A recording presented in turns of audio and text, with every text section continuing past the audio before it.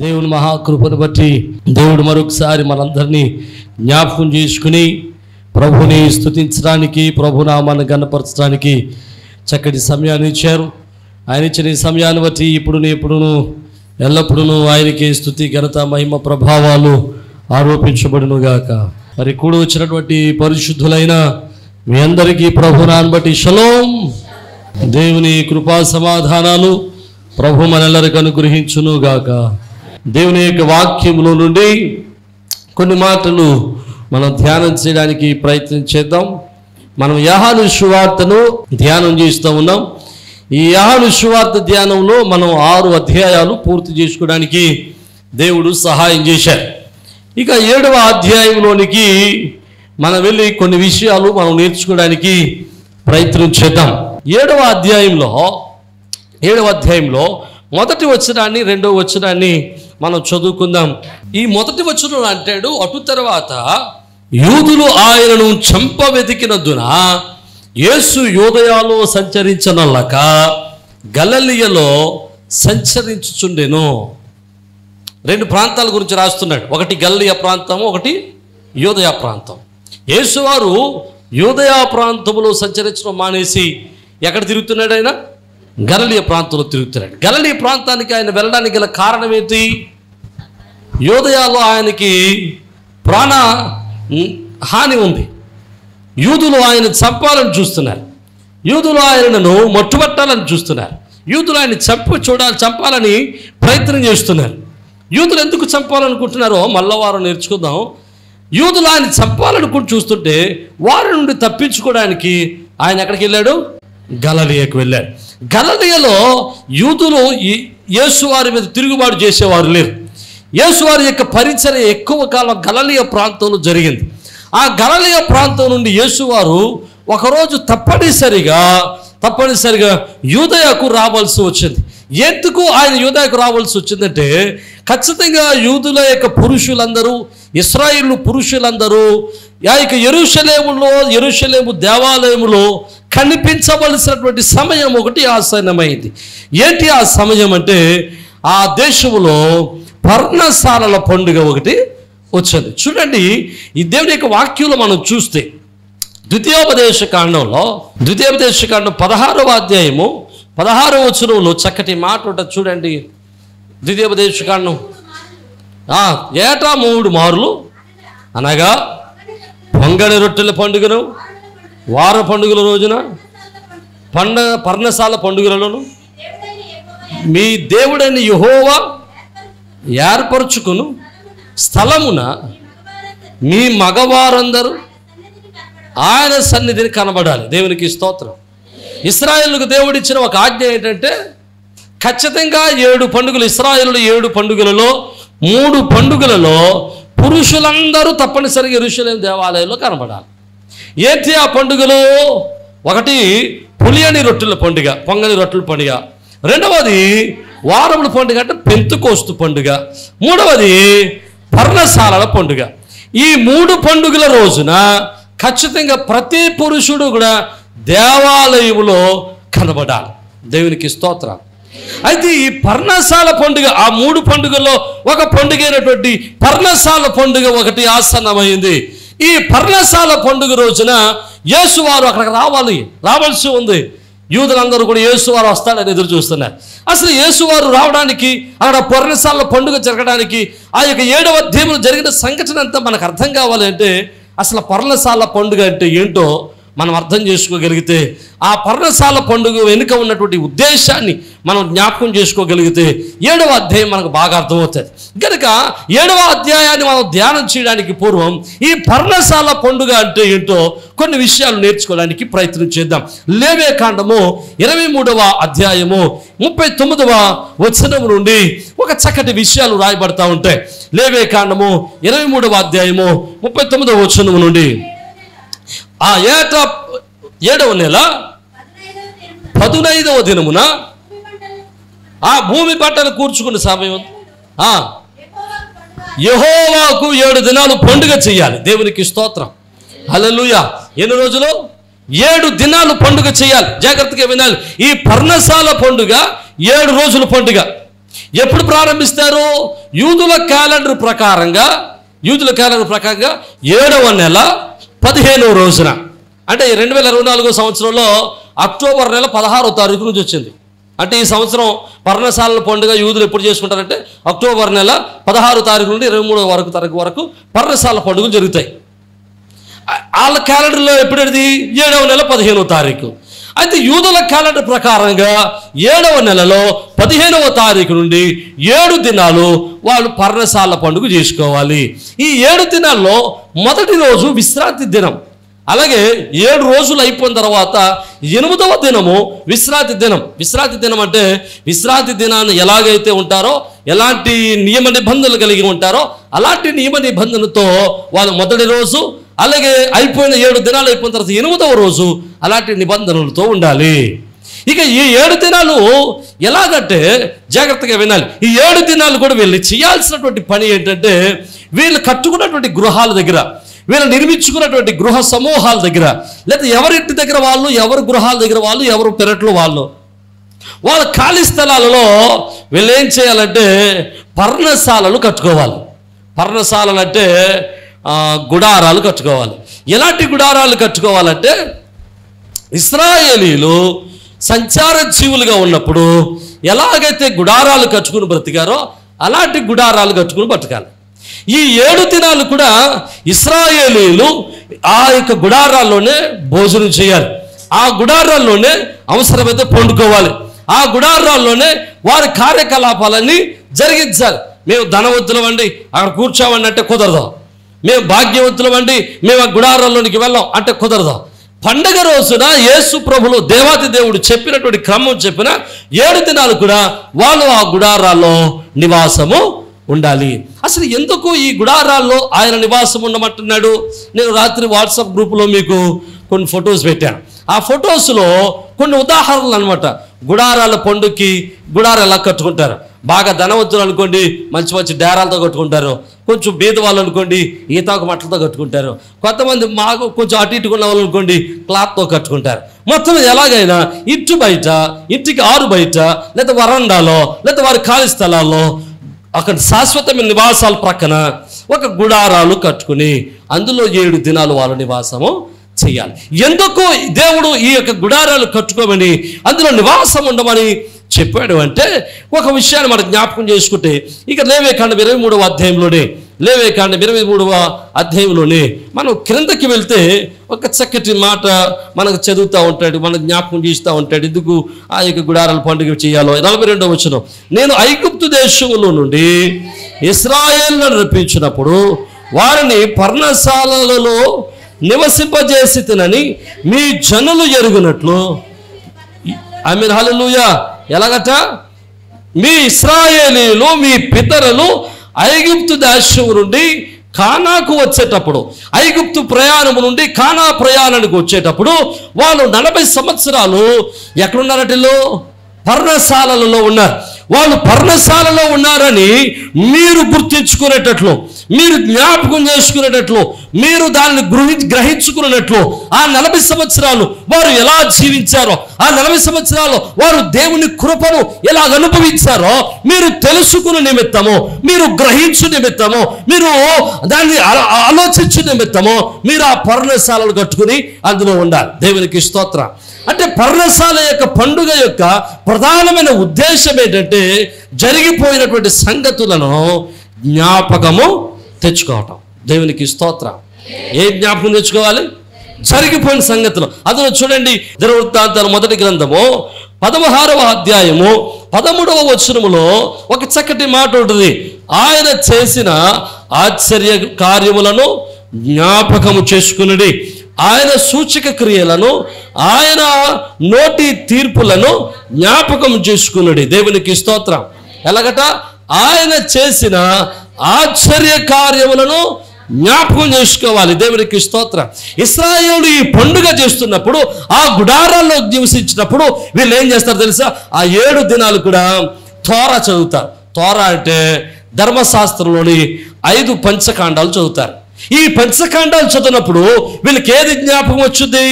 సర్వోన్నతుడైన దేవుడు ఇశ్రాయేలీలను ఐగుప్తులో నుంచి కానానుకు తీసుకొచ్చేటప్పుడు వారి జీవితాలు చేసినటువంటి అద్భుత కార్యాలు జ్ఞాపకంలోనికి వస్తాయి. దేవునికి స్తోత్రం. హల్లెలూయా. అంటే దేవుడు ఏం చేశాడండి ఇశ్రాయేలులకు? దేవుడు ఇశ్రాయేలుకి ఎలాంటి ఆశ్చర్య కార్యాలు చేశాడు? ఇశ్రాయేలు అసలు ఎంతమంది అండి ప్రయాణం చేసింది? ఎంతమంది ప్రయాణం చేశారు? ఐగుప్తులో నుంచి కానాకు వచ్చిన ఇశ్రాయేలు ఎంతమంది? ఇశ్రాయేలీలు ఐగుప్తులో నుంచి కానాకు వచ్చినటువంటి ఇశ్రాయేలు 6 లక్షల కాల్బలం. 6 లక్షల కాల్బలం అంటే 25 సంవత్సరాలు పైబడిన వాళ్ళు, 50 సంవత్సరాలు దిగువనున్న వాళ్ళు. అంటే యుద్ధం చేయదగినటువంటి శక్తి సామర్థ్యులు 6 లక్షలు. అంటే 50 సంవత్సరాలు పైబడిన వాళ్ళు, 25 సంవత్సరాల కింద వాళ్ళు, మగోళ్ళు, ఆడోళ్ళు, పిల్లలు, వీళ్ళందరిని లెక్కేసుకుంటే ఇంచుమించు 20 లక్షల మంది. ఎంతమంది? 20 లక్షల మంది. 20 లక్షల మంది అంటే ఎంత ఎంత ఎంత ప్లేస్ కావాలంటారు? ఎంత ప్లేస్ అవసరం అవుతుందంటారు? రాజమండ్రి ఉంది కదా, మీకు తెలుసు కదా, మన ఊరు పక్కన ఉంటుంది. రాజమండ్రిలో నివసించే జనాభా ఎంత? 7 లక్షలు. వైజాగ్లో నివసించే వాళ్ళు 2024 లెక్కల ప్రకారం 23 లక్షల మంది. అంటే ఇంచుమించు వైజాగ్ అంతా, అంటే ఇంచుమించు వైజాగ్ అంతా వైశాల్యం కలిగినటువంటి ప్రదేశంలో ఇశ్రాయేలులు ప్రయాణం చేస్తూ నివాసం ఉంటున్నారు. వాళ్ళు ఒక్కసారి కదిలితే వైజాగ్ కదిలినట్టే. ఒక వైజాగ్ ఎలా కదిలితే ఎలాగుంటుందో ఇశ్రాయేల్ కదిలితే అలాగుంటుంది. ఇశ్రాయేలీలు అంత విస్తారంగా విశాలంగా ఉన్నారు. వాళ్ళు 20 లక్షల మంది ఉన్నారు. 20 లక్షల మంది కూడా శాశ్వతమైన నివాసాలు లేవు. వారందరూ ఏ నివాసాల్లో ఉన్నారంటే గుడారాల్లో నివాసం ఉంటున్నారు. ఈ గుడారాలు కూడా ఎలాంటివి అంటే క్లాత్తో లేకపోతే వస్త్రాలతో తయారు చేయబడినటువంటి గుడారాలు. జాగ్రత్తగా వింటే మనం జ్ఞాపకం చేసుకుంటే ప్రభు యొక్క వాక్యంలో అంటాడు, ఈ 40 సంవత్సరాలట వాళ్ళు వేసుకున్నటువంటి వస్త్రాలు పాత గిల్లలేదట, వారు జోళ్ళు అరిగిపోలేదట. దేవునికి స్తోత్రం. హల్లెలూయా. మనం వేసుకున్న బట్టలు ఎన్నాళ్ళు వస్తాయి మనకి? మీరు కొనుక్కున్న చీర ఎన్నాళ్ళు వేసుకుంటారు? మీరు ఒకే ఒక ఫంక్షన్కి వేస్తారు. రెండో ఫంక్షన్ కట్టాలంటే అబ్బే ఇది పాత అయిపోయింది అంటాం కదా. ఒక ఫంక్షన్తో అయిపోయింది, దాని చీర పని అయిపోయింది, రెండో ఫంక్షన్ సెట్ అవ్వదేగా. అలాంటిది వీళ్ళు ఒక్కసారి వేసుకున్న బట్టల్లో ఎన్ని సంవత్సరాలు వచ్చింది? 40 సంవత్సరాలు. శరీరాలు పెరుగుతున్నా కానీ ఆ బట్టలు అందరికీ సరిపడినట్లు సమకూర్చాడు దేవుడు. దేవునికి స్తోత్రం. వాళ్ళు జోళ్ళు అరిగిపోలేదట, వాళ్ళ బట్టలు పాత గిల్లలేదట. ఇంకా మీకు జ్ఞాపకం చేస్తే దేవుడు చేసిన ఆశ్చర్య కార్యం ఏంటో తెలుసా? ఈ 20 లక్షల మంది త్రాగడానికి దేవుడు నీళ్లు ఇచ్చాడు. ఎక్కడి నుంచి ఇచ్చాడు? బండను బద్దలగొట్టి దేవుడు నీళ్ళని ఇచ్చాడు. దేవునికి స్తోత్రం చెప్పాడు. హల్లెలూయా. ఎన్ని బకెట్లు నీళ్ళు అవసరం అవుతాయి అంటారు? ఓ మాత్రం 20 లక్షల మందిని తీసుకొచ్చి గోదావరి పక్కట నిలబెట్టి తాగటరా అంటే ఒక్కొక్కడు ఒక గుట్టడేసిరా, ఒక దెబ్బ దారిపోద్ది గోదావరి. అటువంటిది 20 లక్షల మందికి మనిషి త్రాగడాలి, స్నానాలు చేయాలి, అవసరాలు తీర్చుకోవాలి. వీటన్నిటికీ ఇంచుమించు కొన్ని 100 లీటర్లు అవసరం అవుతాయి కదా. ఇంత విస్తారమైనటువంటి నీటిని ఆయన బండను బద్దలు కొట్టి వారిని పోషించాడు. దేవునికి స్తోత్రం చెప్పాడు. హల్లెలూయా. ఇంకా మనం జ్ఞాపకం చేసుకుంటే 40 సంవత్సరాలు వారు ప్రయాణం చేశారు కదా. ఈ 40 సంవత్సరాల్లో ఎన్ని వర్షాకాలాలు వచ్చి ఉంటాయో. ఎన్ని వచ్చాయండి? సంవత్సరానికి ఎన్ని కాలాలు? ఏమేంటి? వర్షాకాలం, వేసవకాలం, ఎండాకాలం కదండి. 3 కాలాల్లో ఉన్నాయి. మరి 3 కాలాల్లో వీళ్ళు సంచార జీవులు ఎలా బ్రతికారంటే దేవుని యొక్క వాక్యం చెబుతుంది, ఆయన రాత్రి వేళ అగ్నిస్తంభంగా ఉండేవాడట, పగల వేళ మేఘస్తంభంగా ఉండేవాడట. దేవునికి స్తోత్రం. హల్లెలూయా. మంచి మంచి ఇల్లు కట్టుకుని ఇంచుమించు 43 మనకు ఉన్నటువంటి ఇక్కడ ఎండ 43 సెంటిగ్రేడ్ మనకి ఉంటే మనం బతకలేకపోతున్నాం. ఇక్కడ 43 డిగ్రీస్ ఉంటే మనం ఇక్కడ బతకలేకపోతున్నాం. కానీ అరణ్యంలో 50 డిగ్రీలు మించినటువంటి ఎండ ఉంటుంది. కానీ అంతటి భయంకరమైనటువంటి వేడిని ఆయన కాపాడడానికి దేవుడు ఏం చేసేవాడు తెలుసా?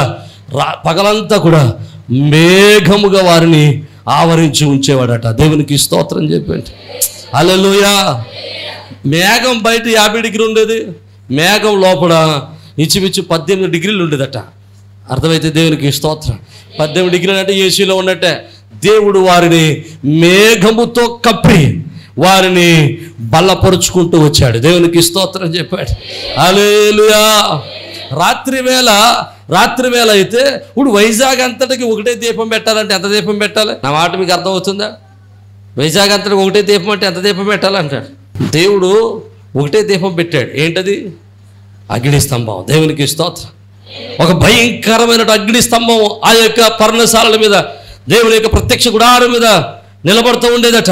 ఆ అగ్ని స్తంభంలో నుంచి వచ్చిన వెలుగు ఆ యొక్క పాదములంతటను వెలుగును సంకరించేదట. దేవునికి స్తోత్రం. హల్లెలూయా. ఏ ఇంట్లో దీపం వెలిగించే పని లేదుగా. రాత్రి వేళ దేవుడు అగ్ని స్తంభముగా ఉండి వారిని వెలుగులో నడిపించేవాడు. పగటి వేళ మేఘ స్తంభముగా ఉండి వారికి ఎండ తగలకుండా కాపాడుతూ వచ్చాడు. వారికి కావలసినటువంటి నీళ్లను ఆయన బండ నుండి చీల్చి వాళ్ళకి నీళ్లను ఇచ్చాడు. నమ్మిన వారు దేవునికి స్తోత్రం చెప్పాడు. హల్లెలూయా. అంతేకాదు, మీకు విషయం చెప్పరా, ఈ 40 సంవత్సరాలు వీళ్ళు వండుకునే పని లేదండి. ఏం చేశాడు? 40 సంవత్సరాలు దేవుడు పొద్దున్నే మన్నాను కురిపించాడు. ఎంత జాగ్రత్తగా మన్నాను కురిపించాడో తెలుసా? ఎంత జాగ్రత్తగా కురిపించాడో తెలుసా? చక్కగా ముందు మంచు పరిచేవాడట దేవుడు. పాలువులు మంచు పరిచి ఆ మంచు మీద ఆకాశపు ధాన్యాన్ని జల్లేవాడట. ఆ మంచుతో పాటు ఆ యొక్క ధాన్యం ఉన్నది. అప్పుడు వెళ్ళి ఆ మంచు తెచ్చుకునేవారు. ఇసుక ఉదిరిపోయేది, ధాన్యం జాగ్రత్తగా తీసుకునేవారు. దేవునికి స్తోత్రం. అంటే వాళ్ళకి ఆహారం పెట్టేటప్పుడు కూడా ఎన్ని జాగ్రత్తలు తీసుకున్నాడు దేవుడు. ఇశ్రాయేలులను కాపాడుతున్నటువంటి దేవుడు, వారిని పోషిస్తున్నటువంటి దేవుడు. పగలు మేఘస్తంభమై, రాత్రి అగ్నిస్తంభమై బండలో నుంచి నీళ్లు ఇస్తూ, పగలు ఉదయాన్నే ఆకాశపు ధాన్యాన్ని మన్నాను కురిపిస్తూ, రాత్రి వేళ పూరేలను కురిపిస్తూ, వారికి ఆహారం లోటు లేకుండా దేవుడు వారిని 40 సంవత్సరాలు పోషించుకుంటూ వచ్చాడు. దేవునికి స్తోత్రం. జాగ్రత్తగా వినండి. ఈ 47 దినాలు కూడా ఈ పర్ణశాలలో ఉన్నటువంటి, ఈ పండుగ చేసేటువంటి యూదులు, ఇశ్రాయేలులందరూ చేయాల్సిన పని ఏంటంటే, ఈ ధర్మశాస్త్ర గ్రంథాలు చదువుకుంటూ వారి పితరులను దేవుడు ఎలాగూ రక్షించాడో, ఎలాగూ కాపాడాలో, ఎలా పోషించాడో, ఎలా నడిపించాడో, ఎలా భద్రపరిచాడో, ఎలా సంరక్షించాడో వాళ్ళు తెలుసుకుని వారు దేవుణ్ణి మహిమపరచాలి. దేవునికి స్తోత్రం. హల్లెలూయా. వాళ్ళు దేవుణ్ణి మహిమపరచడానికి, దేవుణ్ణి గుర్తు చేసుకోవడానికి, దేవుణ్ణి గణపరచడానికి దేవుడు పర్ణశాల పండుగను వారికి నియమించాడు. నమ్మిన వారు దేవునికి స్తోత్రం చెప్పాలా? హల్లెలూయా. ఆ పర్ణశాల పండుగను నియమించినటువంటి దేవుడు ఆ పర్ణశాల పండుగలో వారికి ఒక మాట చెప్తున్నాడు. మీరు గుర్తు చేసుకోండి, జ్ఞాపకం చేసుకోనండి. ఆయన ఆశ్చర్య కార్యాలను ఏం చేయాలి? జ్ఞాపకం తెచ్చుకోవాలి. దేవునికి స్తోత్రం. ఈరోజు నన్ను ఈ మాట చెప్పినవండి, మనం ఎందుకు ఆయన జ్ఞాపకం చేసుకోవాలి, ఎందుకు జ్ఞాపకం చేసుకోవాలో ఒక మాట జ్ఞాపకం చేసి నేను ఒక చిన్న ఉదాహరణ జ్ఞాపకం చేస్తాను. దేవుణ్ణి ఎందుకు జ్ఞాపకం చేసుకోవాలి? ఉదాహరణ చెప్తాను. ఒక పర్యాయం దేవుడు నీకు మేలు చేశాడు. ఒక చాలా సమస్య నుంచి దేవుడు నీకు మేలు చేశాడు. ఆ మేలు తర్వాత కొంతకాలానికి మరలా ఏదో చిన్న సమస్య వచ్చింది. ఈ సమస్య వచ్చినప్పుడు నువ్వు ఎంత ప్రార్థన చేసినా సమస్యకు పరిష్కారం రావట్లేదు. సమస్య పరిష్కారం రావడానికి సమయం పడతా ఉంది. సమస్య పరిష్కారం రావడానికి టైం తీసుకుంటూ ఉంటుంది. అప్పుడు మనకేమనిపించుద్దండి? ఏమనిపించుద్ది? ఎంత ప్రార్థన చేసినా ఈ సమస్యలో నుంచి నాకు పరిష్కారం రావట్లేదు, ఎంత ప్రార్థన చేసినా ఈ సమస్యల్లో నాకు జయం రావడం లేదు. ఎందుకు వచ్చింది దేవుడు, ఎందుకు వచ్చింది భక్తి అనుకుని మన విశ్వాస భక్తి జీవితంలో సన్నగిలిపోతూ ఉంటాం. కానీ ఎప్పుడైతే మనం దేవుణ్ణి జ్ఞాపకం చేసుకుంటామో, అంటే ఇంతకుముందు దేవుడు చేసిన మేలులను మనం జ్ఞాపకం చేసుకుంటామో, ఆయన చేసిన కార్యాలు జ్ఞాపకం చేసుకుంటామో, ప్రస్తుత కాలంలో ఎదురయ్యేటువంటి సమస్యలలో దేవుని మీద ఆధారపడటం నేర్చుకోగలుగుతాం.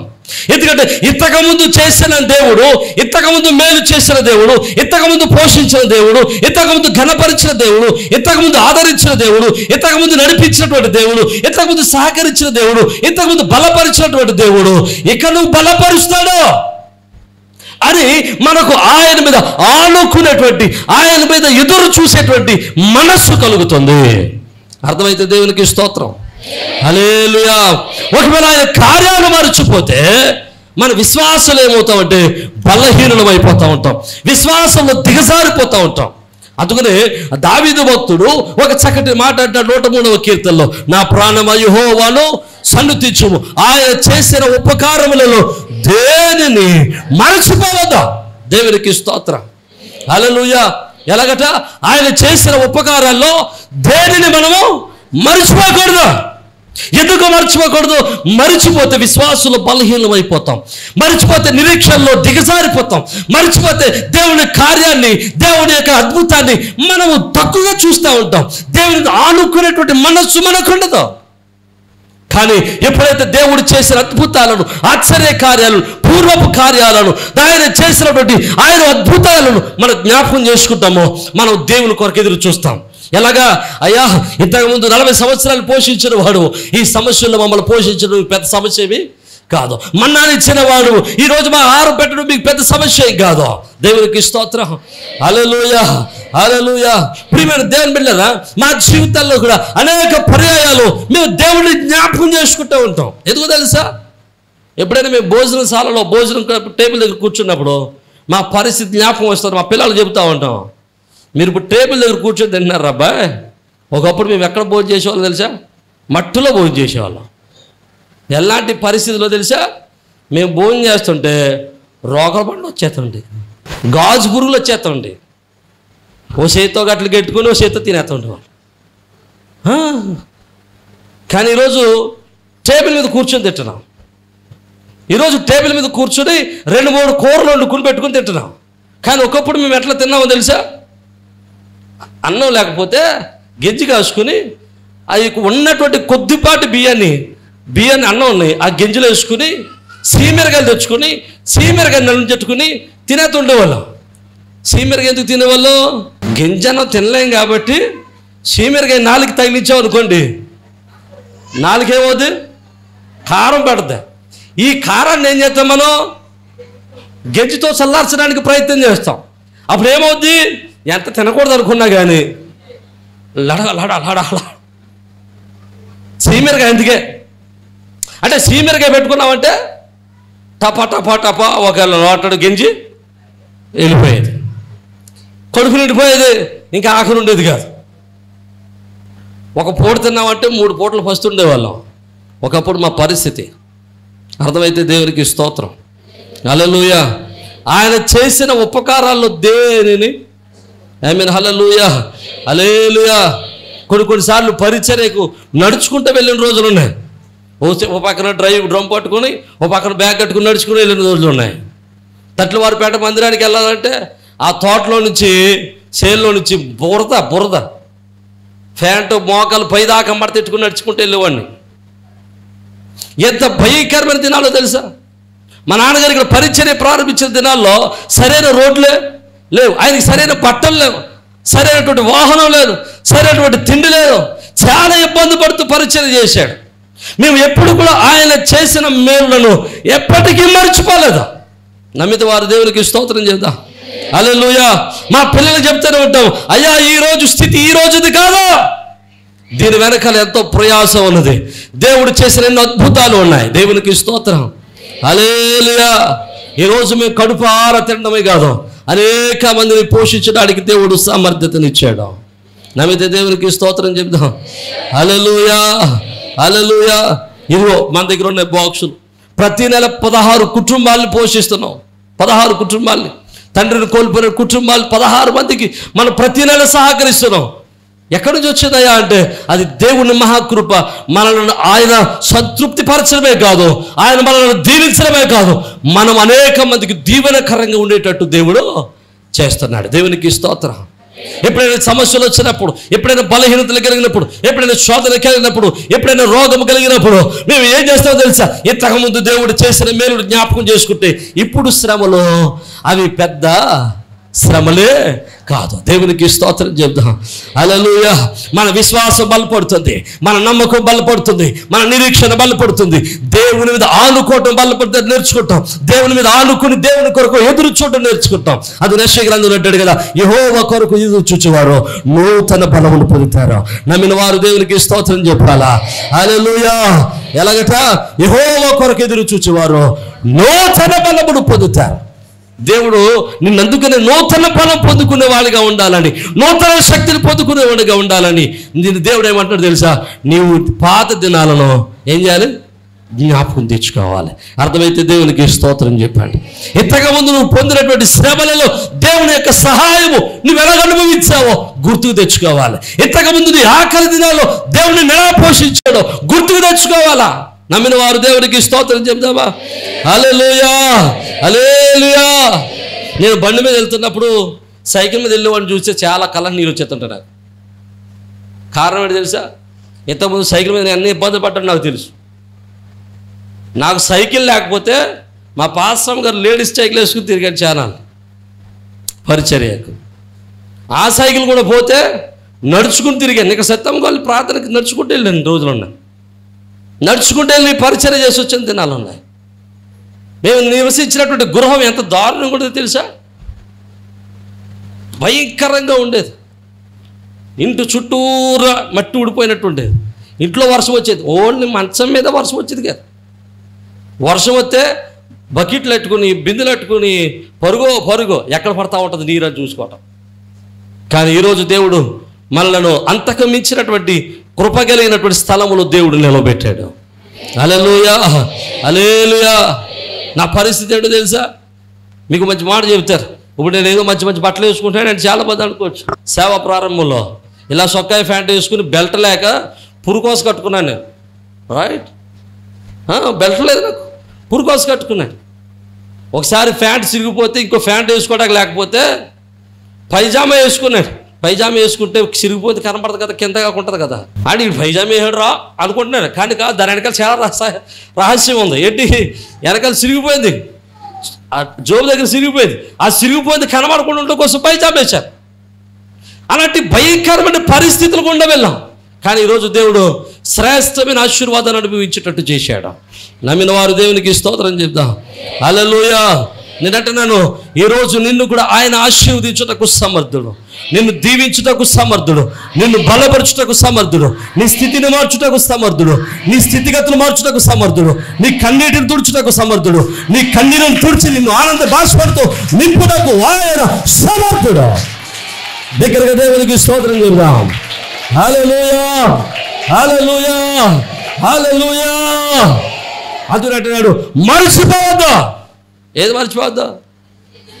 ఆయన చేసిన కార్యాలనే మర్చిపోవచ్చు, ఆయన చేసిన అద్భుతాలను మర్చిపోవద్దు, ఆయన చూపించిన ప్రేమను మర్చిపోవద్దు. మర్చిపోకుండా ఉంటే నువ్వు నిరంతరము విశ్వాస వీరుడిగా, విశ్వాసంలో నిరీక్షణలో వీరుడిగా బయలుదేరగలుగుతావు. విశ్వాస వీరుడిగా ఉండి అద్భుతమైన దేవుని యొక్క కార్యాలు నీ జీవితంలో చూడగలుగుతావు. అటువంటి గొప్ప కృప ప్రభు నీ జీవితంలో, నా జీవితంలో, మనందరి జీవితంలో అనుగ్రహించునుగాక.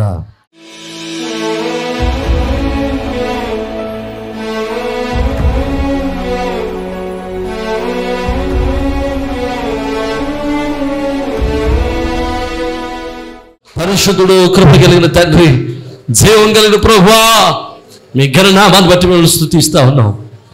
పర్ణశాల పండుగ గురించి కొన్ని విషయాలు మేము నేర్చుకున్నాం. అయ్యా, పర్ణశాల పండుగ అంటే వాళ్ళు జ్ఞాపకం చేసుకునే పండుగ, వాళ్ళు పితరుల పడ్డ కష్టాలు జ్ఞాపకం చేసుకునే పండుగ. అయ్యా, వారి జీవితాల్లో మీరు చేసిన ఆశ్చర్య కార్యాలు జ్ఞాపకం చేసుకునే పండుగ. అయ్యా, ఈ దినవద్దు ప్రభువా నీ సన్నిధిలో అయ్యా, ఇగో తండ్రి కూడా వచ్చిన బిడ్డలందరినీ, వాక్యం వింటున్న ప్రతి కుటుంబాన్ని నీ చేతులకు అప్పగిస్తున్నాం. వారి కుటుంబాల్లో మీరు ఇంతకుముందు చేసిన మేలును మరిచిపోయామేమో నాయన, మేము గుర్తు చేసుకోవడానికి సహాయం దయచేయండి. నెమరు వేసుకునే మనసు దయచేయండి. అయ్యా, మీరు చేసిన మేలును మేము మరిచిపోక నిన్ను ఆరాధించు సన్నిధి దయచేయండి. నాడు మాకు వస్త్రాలు లేనప్పుడు వస్త్రాలు ఇచ్చావు, తిండి లేనప్పుడు తిండి పెట్టావు. అయ్యా, యువతండ్రి ఒంటరిగా ఉన్నప్పుడు సహాయం దయచేసావు. అయ్యా, తరమపడుతున్నప్పుడు సహకారిగా ఉన్నావు.